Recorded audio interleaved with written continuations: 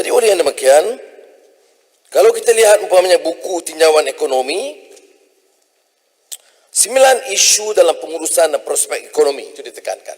Banyak menarik. Kesihatan rakyat, saya tekankan yang ketiga yang utama. Dan saya percaya Laili Muhammad yang berikut akan teliti, mencerakitkan cara teliti tiap aspek yang disebut. Ya. Tapi yang saya nak tekankan, di antara 3 yang terkait ialah pertama kesihatan rakyat, kedua jaminan bekalan makanan yang tidak mencukupi, dan ketiga peluang pekerjaan terhad.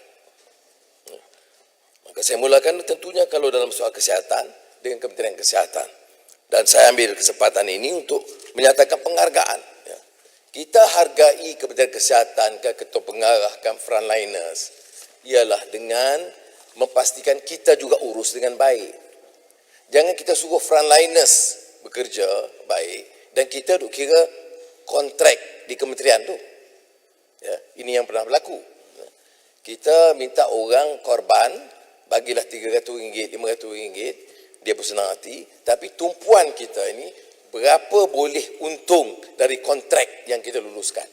Ini kerja begini mesti dihentikan.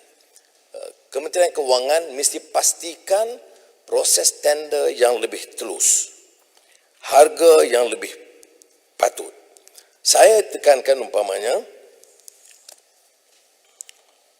dimasukkan dalam peruntukan Kementerian Kesihatan penambahan 1.3 bilion ringgit tahun ini, tahun depan berbanding peruntukan sebelumnya. Ya. Tetapi kita juga tahu peruntukan untuk vaksin 3 bilion yang saya sebutkan tadi itu tak dimasukkan. Kerana penambahan itu hanya 1.3 bilion. Tidak termasuk. Saya teliti tengok. Masuk tidak ada. Menteri Kewangan kata ada. Dari mana ini? Dari mana sumber 3 bilion? Kemudian Menteri Mosti dah seronok dah. Tweet hari-hari kita dapat 3 bilion. Dari mana 3 bilion ini? Tak ada sebut. Jadi oleh yang demikian, saya nak jika kita tahu bahawa keperluan dan kita sokong, kalau betul ada keupayaan kita dapat vaksin suku pertama, terus kedua kita siapkan peruntukan dengan jangkaan akan perolehi vaksin, tidak ada sebab mengapa kita harus bantah. Tetapi kita tidak boleh sebut umpamanya 3 bilion, tapi 3 bilion itu atas angin. Sebagai contoh. Jadi ini saya bimbang kerana dia nampak macam manipulation figures bajet. Ya. Dan ini tidak boleh diizinkan dalam keadaan sekarang. COVID-19, peruntukan tak tambah, peruntukan yang harus ada tidak ada, dan kemudian kita tambah peruntukan lain dalam pembangunan yang akan saya sentuh. Yang kedua, Kementerian Pertanian dan Industri Makanan. Dia susut 158 juta. Ya. Menteri Kewangan sebut kita bagi bantuan subsidi harga padi. Tepuk belakang.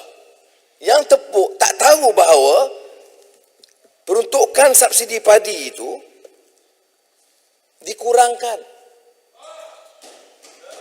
Ya. Berbanding tahun 2020 berkurang 50 juta ringgit. Penanam padi ini kategori rakyat miskin. Kedah, Kelantan, Terengganu sampai Sabah, Sarawak. Tetapi subsidi padi dikurangkan dan menjejaskan kedudukan ratusan ribu keluarga penanam padi, majoriti Melayu, Bumi-Putra dan B40. Ya. Dan padahal kita tekankan ini sebagai keutamaan, tapi kita kurangkan. Ini sebagai saya contoh. Ya. Belanjawan 2021 juga dana bagi LKIM berkurangan 37.6 juta berbanding tahun sebelumnya, yaitu 100.6 132 juta. Jadi oleh demikian, untuk 2021, jadi kurang 37.6 juta. Apa yang dilakukan oleh Menteri Kewangan ialah kurang daripada LKIM, kemudian ambil lebihan itu dan bagi kepada nelayan. Ini bagi saya satu yang mengelirukan, dan coba you tarik daripada LKM. LKM itu tanggungjawab dia membantu menyediakan prasarana dan kemudahan dan membantu nelayan. Dan kalau apa yang berlaku, penurunan sebanyak 35.19% ini akan memberi kesan kepada nelayan. Jadi nelayan bila dengar ucapan belanjawan nampak gembira, dapat RM300, sebenarnya dipotong daripada peruntukan dia yang sebelumnya. Kementerian Sumber Manusia, peningkatan 0.7% berbanding atau ketimbang tahun sebelumnya. Ya. Padahal kalau dilihat kumpulan wang COVID-19, subsidi upah yang diumumkan hanya bagi tempoh 3 bulan dengan 1.5 bilion ringgit diperuntukkan bagi menampung 900,000 pekerja. Bagi tahun 2020, 12.5 bilion subsidi upah disediakan. Now, subsidi upah yang dilanjutkan 6 hingga 9 bulan itu saya setuju. Tetapi kita kena ingat bahawa 53% yang disebut jumlahnya ialah 820,000 penganggur pada Mei 2020 yang di antara yang tertinggi yang pernah kita catat.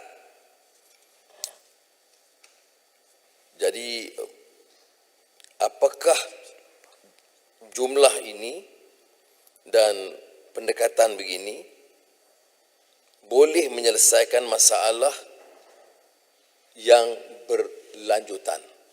Kalau setakat ini kita lihat sehingga akhir tahun belum ada kesan pemulihan yang sebenarnya. Ya. Berdasarkan Jabatan Perangkaan Malaysia 2020 siri 8, 26.3% daripada jumlah 15.3 juta tenaga kerja di Malaysia yang terlibat dalam industri ekonomi gig atau 4 juta pekerja Malaysia yang dikategorikan sebagai freelancer atau pekerja bebas. Ya. Kalau statistik tenaga buruh di Malaysia Ogos 2020, Jabatan Perangkaan, kadar pengangguran kekal pada 4.7% 2020, maknanya 741.6 ribu.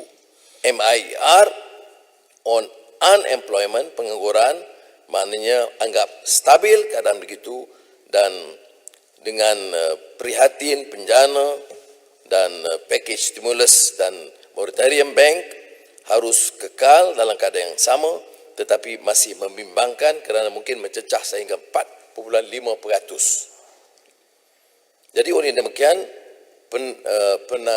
menangani masalah pengangguran bukan saja dengan retraining seperti yang ditekankan oleh Kementerian Sumber Manusia, tapi ialah kerana memberikan jumlah bantuan yang mencukupi supaya mereka boleh survive dalam keadaan sukar sekarang.